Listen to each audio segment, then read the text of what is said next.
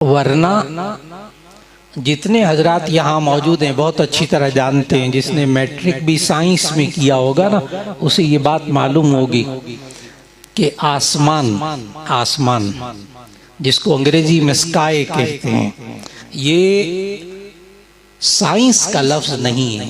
یہ کسی سائنسی کتاب میں لفظ اسکائی آپ کو آسمان کا لفظ کسی سائنسی کتاب میں نہیں ملے گا، یہ ملے گا آپ کو انگلش لٹریچر میں۔ یہ نہیں کہ سائنس آسمان کو نہیں مانتی، نہ سائنس پڑھنے والے سارے دہریے ہوتے ہیں، بالکل غلط باتیں ہیں، بالکل غلط باتیں ہیں۔ سائنس پڑھنے سے کوئی دہریہ نہیں ہوتا، دہریہ جس نے ہونا ہوتا ہے وہ قرآن پڑھ کے بھی ہو جاتا ہے، یضل بہ کثیرا ویہدی بہ کثیرا۔ ہاں تو سائنسدان جو ہیں وہ آسمان کو مانتے نہیں، یہ نہیں ان کے ہاں سائنس میں آسمان کا لفظ ہی نہیں ہے۔ اوپر کیا ہے، دن کے وقت دیکھتے ہیں نیلا نیلا، کوئی بڑے سے بڑے سائنسدان کو باہر بلا لیں، بڑے سے بڑے سائنسدان کو باہر بلا لیں، اس سے پوچھیں کہ یہ اوپر نیلا نیلا کیا ہے، وہ کہے گا اسپیس، خلا۔ یہ ذرات پہ روشنی ٹکراتی ہے اس لیے ہمیں نیلا نیلا نظر آتا ہے، یہ بچے بھی جانتے ہیں۔ لیکن کوئی سائنسدان یہ نہیں کہے گا کہ یہ آسمان ہے اوپر، وہ کہتے ہیں خلا، اور آگے کیا ہے، آگے خلا ہی خلا ہے، آگے فلاں نیپچون ہے، عطارد ہے، مشتری ہے، زحل ہے، سیارے ہیں، مریخ ہے، فلاں ہے، اور آگے کیا ہے، وہ لاکھوں کروڑوں میل دور فلاں سیارہ ہے، فلاں سیارہ ہے۔ بڑے سے بڑے سائنسدان کو باہر بلا لیں، بڑے سے بڑے باہر کے سائنسدان کو بلا کر یہاں بٹھا لیں، اس سے پوچھیں آگے کیا ہے، اس کے بعد کیا ہے، وہ کہے گا خلا، اسپیس، خلا۔ ابھی تک سائنسدان خلا کی انتہا نہیں بتا سکے۔ بہت اچھی طرح یاد رکھیے، سائنس کا ایک چھوٹا سا طالب علم ہوں، سائنس نے آج تک ہمیں اس خلا کی انتہا نہیں بتائی، آج تک نہیں بتائی۔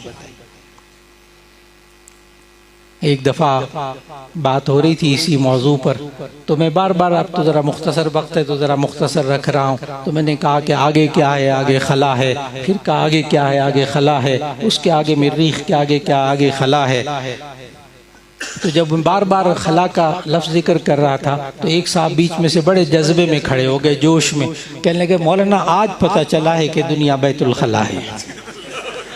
اب وہ بیچارہ کہاں سے کہاں بات لے گئے،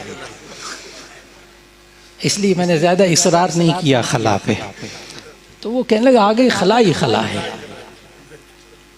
اچھا ایمانداری سے بات بتائیں، چھوٹی سی آسان سی بات ہے کہ آپ حضرات میں سے اللہ ہم سب کو مکہ مدینے لے جائے، حرمین شریفین لے جائے، آپ نے مکہ مدینے جانا ہو تو آپ پتہ اس سے پوچھیں جو صرف کراچی تک گیا ہے، کراچی کے ساحل تک گیا ہے، آپ اس سے پوچھیں میں نے آگے جانا ہے مکہ مدینے، وہ کہتا ہے آگے پانی پانی۔ وہ بیچارہ کئی میل آگے گیا ہے کشتی میں، تو پھر وہ آگے پوچھو آگے کیا ہے، وہ کہتا ہے پانی پانی ہے۔ وہ بیچارہ گیا ہی کہاں تک ہے، کراچی تک، اور آگے پانی تھوڑا سا دیکھا اس بیچارے نے، تو وہ کہتا آگے پانی پانی ہے۔